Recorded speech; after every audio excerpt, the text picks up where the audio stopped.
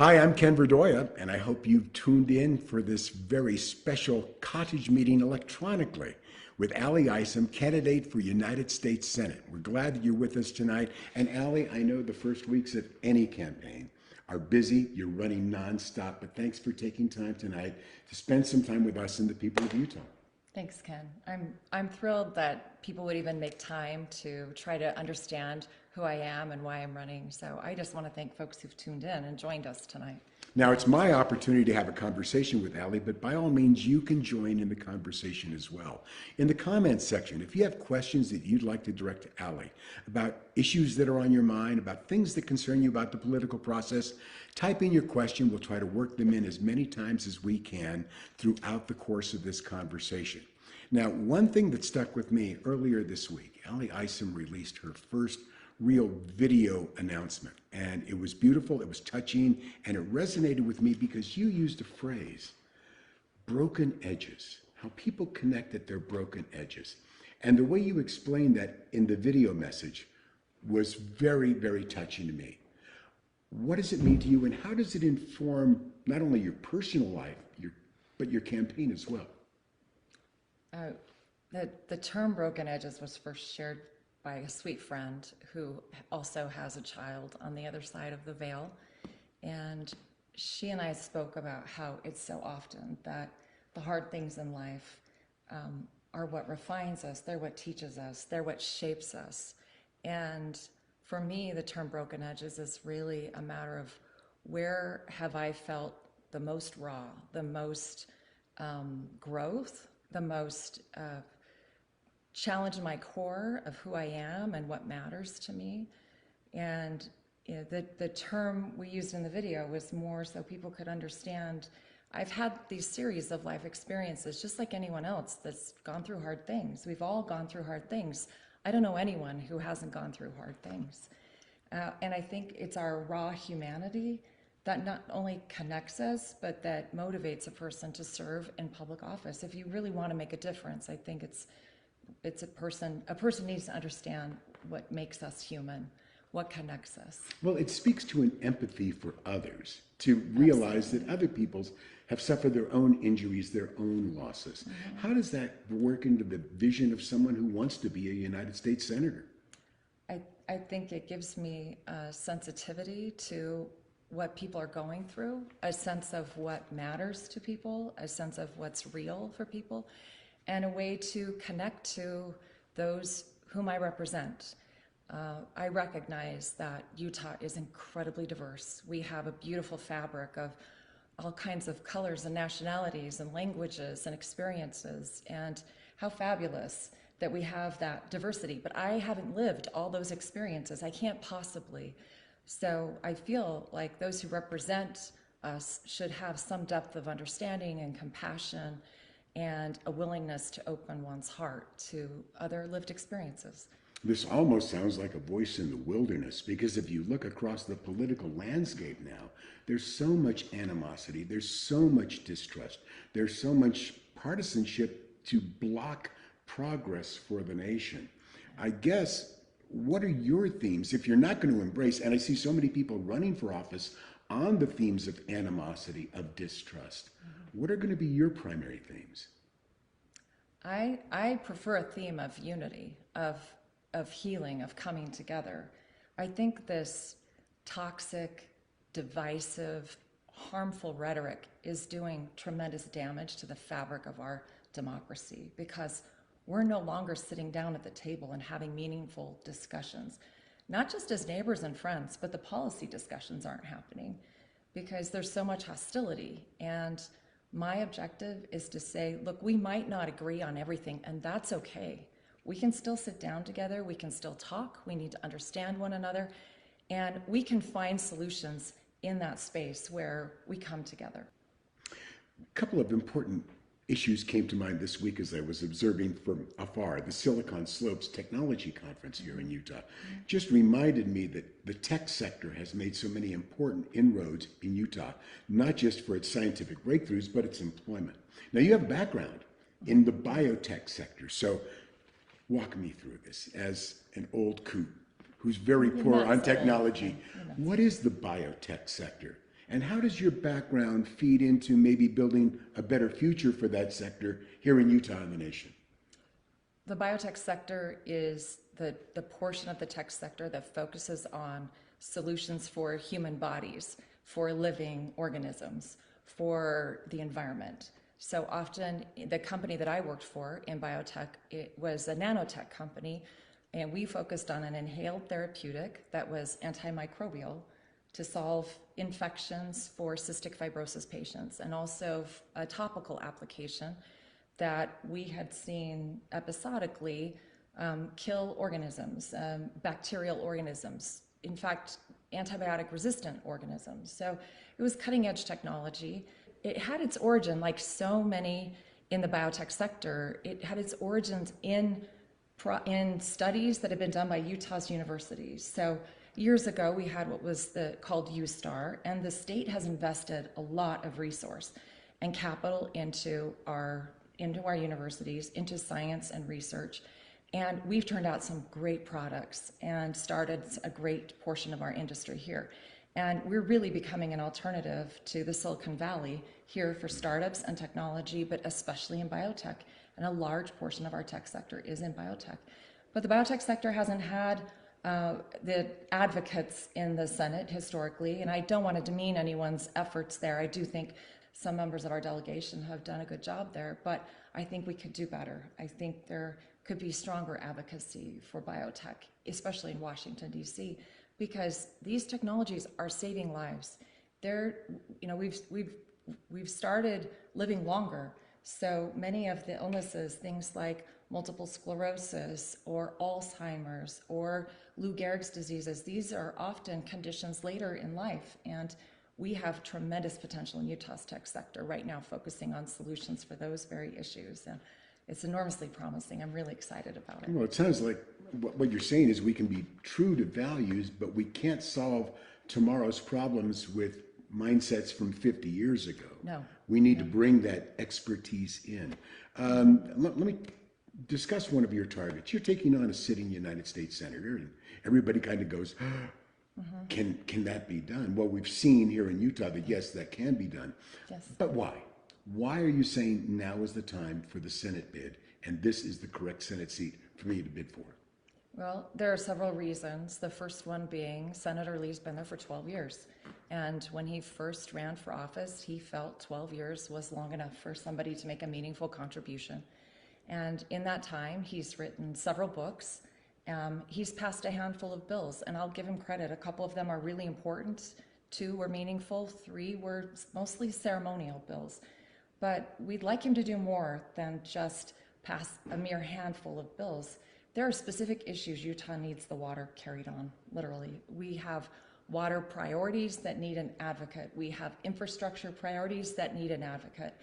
And I visited with some of our local officials who are frustrated that when they go to Washington, D.C. and visit with the senator, if they can get into his office at all, he isn't always as helpful. And so for me, the Senate seat is not just about how many bills you pass, but it's the kind of service you offer the people of Utah. And are you getting things done on their behalf?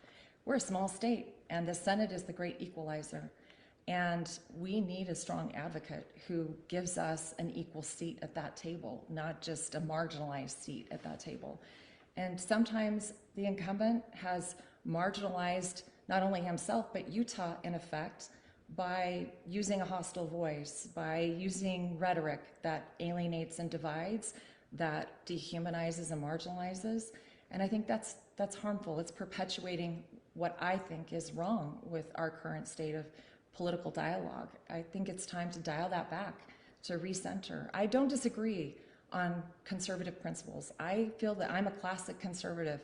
I joined the party when Ronald Reagan was president, and I believe strongly in limited government and fiscal responsibility and discipline and accountability, and that the best solutions are those closest to the people. I absolutely believe that. But I also think there's a way to talk about those principles in a new way that matters to younger generations, in a way that helps them see we can solve a lot of the world's problems with these core principles, but we don't have to continue to alienate and dehumanize and marginalize other people in the meantime. Is there a senator from your years of studying government and working in and around government? Is there a senator you point to and say, that's a statesman? That's the type of senator I would like to be. If I could walk in steps like that, I would feel I was on a good path. One senator I look to often is Lamar Alexander from Tennessee. He was governor and senator from Tennessee, and he was very much about working with other people, working across the aisle to get real solutions in place. I appreciate very much that he too walked across Tennessee, much like I'm walking through Utah. He was known for his plaid shirts, and maybe I'm a little old-fashioned or nostalgic, but I think those were the good old days of the Senate, the days when Orrin Hatch and Ted Kennedy could work together and find viable solutions. Well, Jay Garring told me many years ago, after he retired from the United States Senate, that he mourned the loss of the fellowship of the Senate, whether right or left, wherever you sat on the aisle, there was a fellowship where you could come together and you could find the best solutions to face a challenge. And that stayed with me through these years. One thing that I do want to remind everyone joining us at home right now is that as much as I'm enjoying this conversation one-on-one, this really is your conversation as well. So use the comments section to direct any questions in this way for ALi to take on. Could be topical, could be anything that you want to know about the candidate and her background. The time is yours. I want to talk about something else that appeared in your first campaign video. Now, they're quickly becoming the legendary size 10 red running shoes. Yeah, it's so dainty.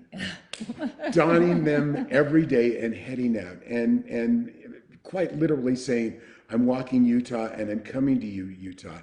Most candidates head out so they can talk, but you're heading out to listen. What are you hearing as you visit cities large and small? Well, let me point out first, before I jump into the answer, my red running shoes are a Utah branded company. They're Ultras, and they have Utah's mountains on the side. So this was a very symbolic and intentional choice. And they're quite comfortable, but I also just recently bought a backup pair because they're wearing out quickly because I'm walking a lot in them. I'm wearing them a lot. I'm hearing so many great things. I'm so impressed with the people of Utah. I have to tell you, this is the best part of campaigning is spending time with amazing Utahns who are doing incredible things.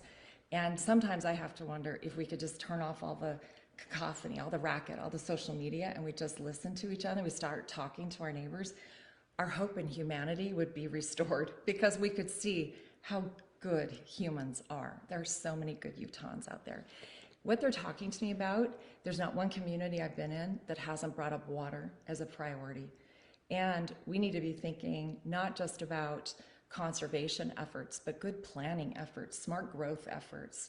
And it's a problem in every community. So I think the awareness is there. Now we need real solutions in place. And as you know, we can't make more water. It is what it is. So we're definitely in a drought, and we definitely need to all be more aware.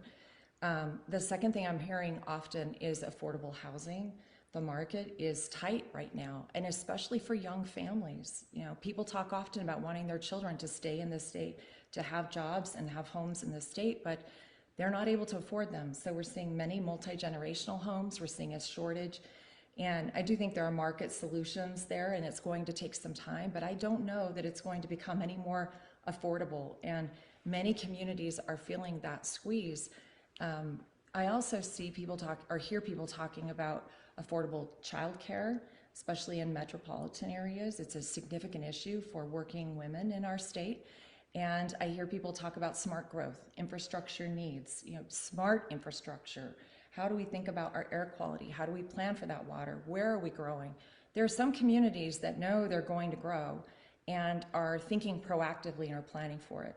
And there are other communities that are not excited at all about welcoming anyone else into their community. They want to stay small.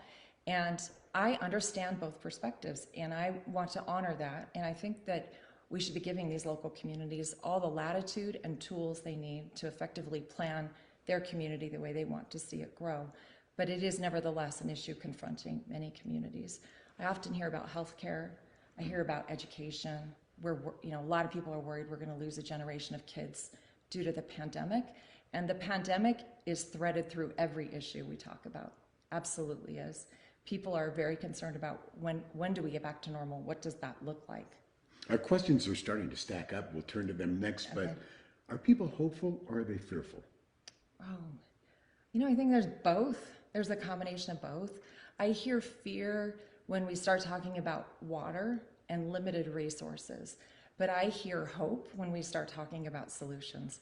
I hear hope in the voice of the Carol Hollowell, who is running the Switchpoint solution for homelessness in St. George.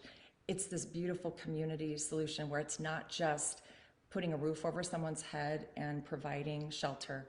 It's a community where there's a soup kitchen and a pantry and a community garden and a thrift store and a doggy daycare and some micro industry. And they have a sense of identity and pride and dignity, and there is so much hope in that solution. So that gives me hope when I start realizing how many good people are doing great things. Well, let's go to our online community. Okay. First question comes from Shannon, and Shannon asks, how do you plan on reaching out to people who are burned out on politics? A theme we started to address earlier. The person who says, well, that's all well and good, ALi, but I'm just so tired of all the anger, all the rancor. If you don't mind me, I'll sit this one out. Yeah. Well, my first response would be, I get it. I understand. It's exhausting. But I can tell you there are so many of us that are just tired of fighting. We're tired of it. And it's wearing on all of us. So what I would say to folks is we can't surrender to the hostile extremes, or we're surrendering the future of our country. And we need good people to engage. So take a breath, take a deep breath, rest for a moment, but come back and join us and be part of the solution. I'm deeply concerned that Utah has a growing number of unaffiliated voters, and I think many of them are homeless Republicans that I'd like to invite back to the party to be part of this ongoing solution, the long-term solution, what I call a Republican Renaissance. Come back and join me and be part of the effort to dialogue with civility and dignity and respect for humanity and be part of the future. I think it's so important that we all come back. But I get the fatigue, but let's not give up. Well, I think people are reading your mind because the next question comes from James. He says, ALi, what have you done or what can you do to show you are a unifier, a uniter? Mm-hmm. Well, I have a track record. I think it's important to know that. I've built my career on bringing people of diverse opinions and experiences to a common table to find solutions. When I worked in the Department of Community and Culture with varied communities throughout our state on issues of culture and identity, we had to find a way to bring everyone together, very sparse resources, trying to find solutions. And at that time, the Office of Ethnic Affairs and Indian Affairs were part of our department, and we had a sensitivity to Utah's diverse population. When I worked in the governor's office, the same thing, bringing diverse stakeholders together for big public policy solutions. And then when I worked for my church, the Church of Jesus Christ of Latter-day Saints, I worked on interfaith issues, race issues, women's issues, LGBTQ solutions.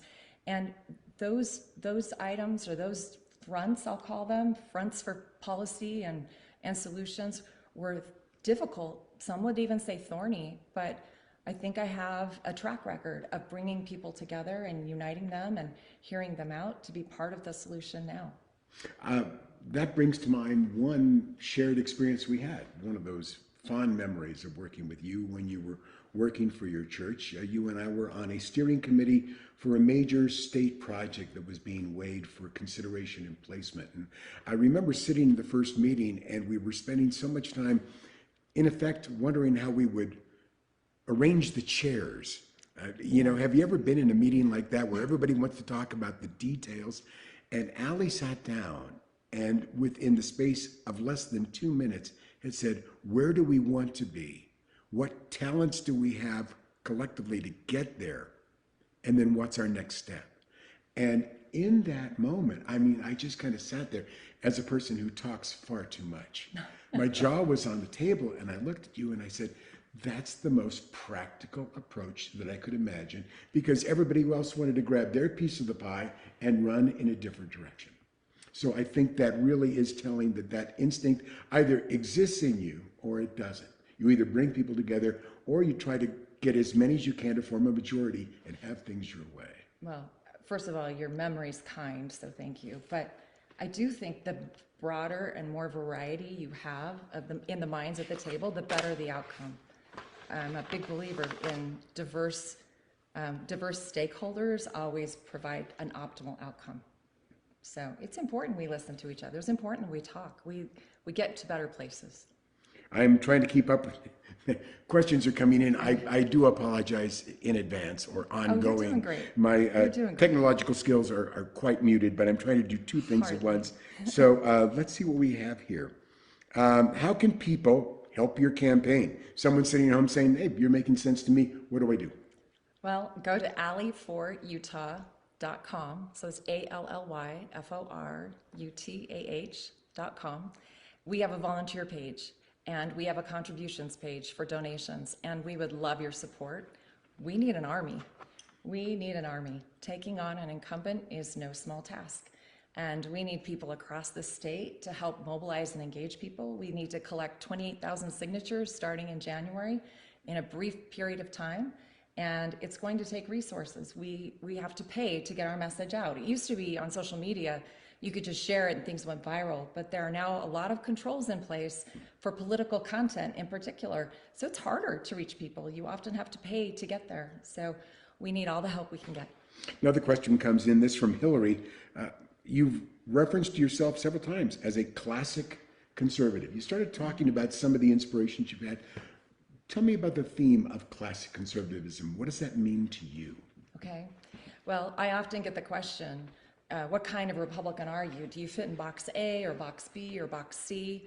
You know, they often label each box with a certain personality, and I have to say, I'm not any of, and I'm all of those things. I'm an Isom Republican. I don't fit boxes very well, but I do believe in the core principles of the Republican Party, that we have limited government, that federal solutions aren't the end-all be-all, that there's a proper role for government at both the federal and the state and the local levels. But the best kind of government is the government closest to the people, and that the role of federal office holders is to honor and protect that local control, and to do so in fiscally responsible ways. I'm very concerned about the national debt. I'm very concerned about the future we're handing our children, and the way we're tying their hands with the current expansion, especially under this Democratic president. We have an expansion that's as great as, if not more than, the New Deal. There is a huge growth in government if what is on the table and is proposed is passed. And I'm not really sure our children fully appreciate that. This is a debt our great-grandchildren can't afford. And I'm concerned about how that limits their choices and constrains their freedoms. Another question comes in. What does an effective senator look like? You've described ways that Senator Lee is not effective for you. Mm-hmm. What does an effective senator then look like? I think it's so important that we not only pass meaningful legislation and vote in a way that honors Utah and the people of Utah, but that we seek solutions. So, for example, when we have Utah companies that are having a challenge with federal bureaucracies, whether that's the EPA or the FDA or the BLM, whoever it is, I do think our elected office holders and our delegation in particular have a responsibility to convene, to call the stakeholders together at a table and to help hammer out solutions, to find a way. I don't think passing a new law is necessarily the only solution ever, but I do think you can start to have some dialogue and find ways to meet the needs of everyday Utahns and Utah's companies and Utah's communities. So I think it's a convener, it's getting things done on behalf of the state of Utah, and it's passing bills. How does a freshman senator walk into the halls of the United States Senate in January of 2023 and help break gridlock that just seems to be the signature feature of Congress, both houses? Partisan gamesmanship, nobody getting confirmed for this, I'm not going to let you have that.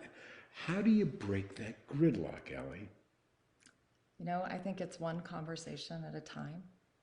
I really do. And I don't think that's naive. I think it comes down to an open heart and an open mind and a willingness to engage people and meet them where they are and listen to them and try to understand what's important to them. You can't charge in there headstrong and with foreordained or predetermined ideas about what the best outcome is. I think it's an earnest effort to engage in good faith. Now, I have no illusions about what Washington, D.C. might be, but as I was in my exploratory process, I spoke to many of our elected officials who are in DC or have been in Washington, DC, and people who've worked in and around government, trying to understand, is it really the swamp everyone calls it? Could someone like me even be effective? I want to get things done. Am I just banging my head on a wall? And I really appreciated what one person in particular shared with me. He said, I have colleagues who get up and put on makeup and look for microphones all day. And I have other colleagues who get up and roll up their sleeves and get to work. And ALi, you will find whatever it is that you're looking for. If you are looking for good people, there are lots of good people getting good things done. They're just not making Fox News, you know? And I think that's part of a job of an elected official, is not just to get the right things done, but then to effectively communicate it back to constituents. And that's one thing I would hope to do better, is to share what's happening and what's real, what's really going on with Utah. You alluded to earlier your interest, your background in, and your advocacy for the tech sector and its innovation and its ability to impact society for the good. The average person looks at Congress and they say, well, they're spending a lot of time back there talking about the tech sector. They're talking about social media. They seem to be on board with all the innovation. What's missing, though? What do we need back in the Senate in terms of an advocate, and a reasonable advocate? Not one that's going to say no regulations, no strings attached, but what's a reasonable advocate for the tech sector to do back in Washington? Well, the first thing is to become so familiar with Utah's tech that we have, you have the information at your disposal, and you know what's on top of mind for the leaders of Utah's tech sector. But I also think it's important to be that convener we just talked about, to invite people to the table, to invite these companies to sit down with whatever regulatory agency they're struggling with, to find solutions. My frustration with the system was that we were told for our product to navigate the FDA, it was going to take $800 million and probably 10 years. Meanwhile, our patents are ticking away, and we're losing time to earn back our investment once we're in the marketplace. And meanwhile, people are dying. You know, this is in the middle of a pandemic, and we have a huge solution that's antimicrobial, and we need an advocate. We need somebody who can say, hey, your typical bureaucratic process might actually hold us back right now. And we need somebody who speaks up and gets their attention, and who better than a member of the U.S. Senate to do so? If you could identify, you've explained how people are expressing concerns to you about the issues they're facing, notably water, healthcare, whatever they might be. If you could take back to Washington, D.C. an agenda, there would have to be a number one, and a number two, and a number three. You can't be like me with a 10-way tie for first place. What would be agenda item number one? Water, because that's top of mind for Utah. And I just want to be clear that my agenda is Utah's agenda. It really is what drove me to the Walk a Mile tour in these communities. Was I can't pretend to represent people I've never met or places I've never been. I think it's important that you stand in a place. There's something transformational about being in a community and having a sense of its energy and its identity, its heritage, its sense of place and what matters to people, what they've grown up with, the pace of life feels like. Those things all matter to me. And so it's really important to me that my agenda be Utah's agenda, which might sound politically convenient at the beginning of a campaign. I recognize that, but I didn't come in here with any, predetermined priorities other than I want to be effective. As much as I would love to outlaw those high pickups that have halogen headlights right in my rearview mirrors when I'm going down the freeway at night, that might not be my top priority, as much as I might want to do that. I think there are things that are important for Utahns right now. and water would be at the top. One thing it doesn't take even a seasoned observer to recognize is the allure of the spotlight in Washington, D.C. How seductive it is to be featured on national cable presentations and a go-to soundbite by legendary commentators, or at least legendary in their own minds. But there is a seductive aspect to Washington. How does one resist that, yet still find the means of getting your message out and being a player in that environment? Well, I'd be concerned if the messages I'm getting from my colleagues are only through cable TV. I think that's an awfully dangerous way to communicate with people you're trying to find joint solutions with. So I would hope that I'm spending most of my time behind the scenes talking to people, the real people doing the real work. And the way you avoid being intoxicated is to say no. You say no. You choose it selectively when it makes sense for the people of Utah. But we have members of our delegation who don't spend a lot of time on TV and are incredibly effective at what they do. I would be remiss if on this day of days I didn't pause for a minute and ask you to reflect on the life, service, and career of General Colin Powell, who passed away today. Legendary service to his country. What are your thoughts on General Powell and his style of leadership? I have such regard for Colin Powell. I teared up a little as I thought this morning that our nation has lost a great leader, a great man. The man broke barriers in so many ways, which is illustrative to me of how far our country has come and how far we have to go. He was dignified and kind and earnest, but always principled. You knew where he stood. He was forthright and direct, but he understood the mantle of leadership came with responsibility. And he was very intentional about the way he used words in the public arena and how he shaped outcomes. So I have nothing but the highest regard for him, and I hope more leaders are modeled after him. Earlier, you made a reference to working with people from very different constituencies. This question comes from Eliza. How would you help members of the LGBTQ community feel like they have a place, a home, if you will, in the Republican Party? This was a question I got from the college Republicans just this week as I visited with them at the Provo Library. And one young man in particular asked me if there was a place for him. And maybe I'll just share here. My response to him was, as long as I'm in the party, there is absolutely a place for you. There absolutely is. And there will always be a chair next to me. As long as you're in the party, it's yours. So I had a conversation just this evening with former chair of the Log Cabin Republicans, and I think there's a really important contribution our LGBTQ community members make in the overall policy of this country, and I think it's really important that they have a seat at the table. Among the many aspects of the demography of Utah, one that has been recognized for years is the rapid expanse of the Latino population in Utah, the cultural impact, the contributions to the economy, the workforce.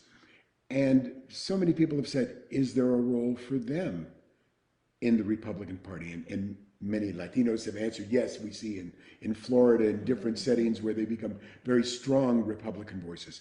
But here in Utah, how do we continue that extension of opportunity and inclusion for everyone within the party? It's such a great question, Ken, and I think it's an important conversation we need to have more often, frankly. I think there are so many elements of Latin culture that are very parallel to the values of the Republican Party, often pro-family, often a self-reliance and an independence that's really important to dignity and self-actualization. So I think the values align, but we need to do a better job. We need to do a better job of opening the door and having the conversation. We need to do a better job of inviting people to the gathering. We need to do a better job of going to them in the way that I talked about having a sense of place and how it changes you. we need to do a better job as leaders spending time in those communities. A couple of weeks on the campaign trail now. You've been all over the state. Yeah. Not just what people have shared with you, but what have you learned about Isom in these first few weeks? Has there been an aha moment or, oh my, this is important to me? Anything that struck you as a real kind of wow moment?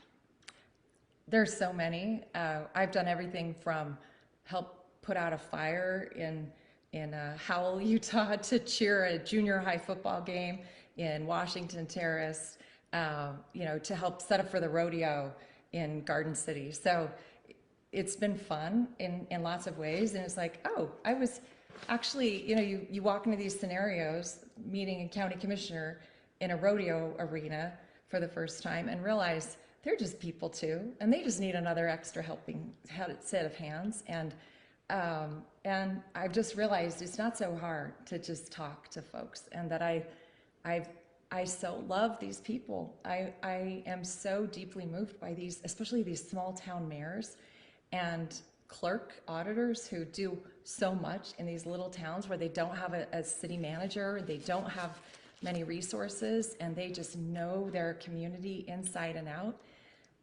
And I find myself, what surprised me, Ken, is I think, oh, maybe we should live here.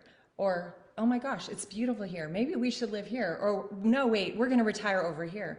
So, there's a long and growing list of potential retirement communities for the Isoms, because Utah has so many amazing places and people and views, spectacular views. So I'm really falling in love with Utah all over again, and it's been delightful. In all my years working in public television, I would talk to my colleagues back in New York or DC or Los Angeles, and they say, why didn't you come back here and work? And I said, well, the next time you come out to Utah, take a really good look around. Yes. And when you realize how beautiful the scenery is, the secret is that the people are even better than the scenery. It's so true. And that's the great truth of Utah. That's what keeps us so near and dear to the state. That's why the future is worth fighting for, and fighting for with it in an inclusive hug, if you will. Now, we've run out of time. I have to acknowledge this. We've run out of time to take any more questions from you out there, but we are so grateful for those of you that have taken the time to send your questions, and I'm sorry if we didn't get them in here and get them together, but I do want to reserve a couple minutes here at the end to ask you about the campaign blueprint. Tonight, this Monday night is one thing, but tomorrow you head out. What are the next step for you so this campaign becomes truly effective statewide? We have a lot of work to do. It's a big state. There are a lot of people we need to talk to, and I can't do it all myself. I need help. This first quarter of our campaign was really about viability, about showing that we could raise money and we can recruit volunteers. We had nearly 600 donors in 3 months, which is really quite astonishing, and a really profound and humbling statement about our message, one of unity and one of progression on the issues that matter to Utah. I'm so grateful for that. But we're now at a point where we have to show momentum. While we've had tremendous response, we need even more. And we need an army. We need financial means. We just need human-powered efforts in the field. We've got to gather signatures, pound signs, knock doors, and drop a lot of brochures to folks and invite them to vote. We need people to get registered as Republicans to participate in the Republican primary. So our next phase is really one of more energy and further movement, in particular to shed a light on the things that matter to Utah, but also to show that Utah is ready for a different kind of leadership, and we want a different kind of voice in Washington, D.C., one that unites rather than divides, one that sees and hears people rather than dehumanizes or alienates them. I think it's time for us to return the humanity to the dialogue and good outcomes to the work. ALi Isom, my friend for many years, my colleague in arms in several cities, and I should point out, our first opportunity to work together really wasn't working together because I was in the media, she was Deputy Chief of Staff to Governor Gary Herbert, doing a very good job in that role, meant sometimes we didn't get along that well. Oh, I thought we got along swimming. Okay. That's the benefit of memory. But the reality is that I always knew exactly where I stood, and if I had a question, I knew it would be answered. That type of experience, that recognition, I told the anecdote earlier about being in a civic meeting and watching her work. I watched her work in the tech sector. I spent 45 years in journalism and the media, sitting comfortably on the sidelines, trying to be a keen observer of the political world. Hosted more than 100 political debates here in the state of Utah to try to bring out the best in candidates to inform you as a voter, but I always stayed unaffiliated on the sidelines. Someone brought out in me a desire to step forward. Someone brought out in me a willingness to be a contributor. Someone brought out in me a confidence that there could be a better way for this state in its representation in the United States Senate. I'm so glad to have the opportunity to sit next to that person and to say, over these coming months, I'll stride for stride be with you. ALi, Isom, thank you so much for your time tonight. I want to say goodnight to folks. Thank you. And Ken's going to make me verklempt. I'm crying here. Thank you, Ken. I'm grateful and honored you could be with us, and I'm thankful to those of you who made time tonight to tune in. Again, please go to ALi4Utah.com if you need other information or to volunteer or contribute. We'd love to have you be part of the team. And by all means, when you're at ALi4Utah.com, take a note of where ALi's going to be in the state next and drop by and say hello to her. And check out those size 10 red running shoes. They really are putting some miles on them. Thank you very much for joining us. Good night and be well. Good night.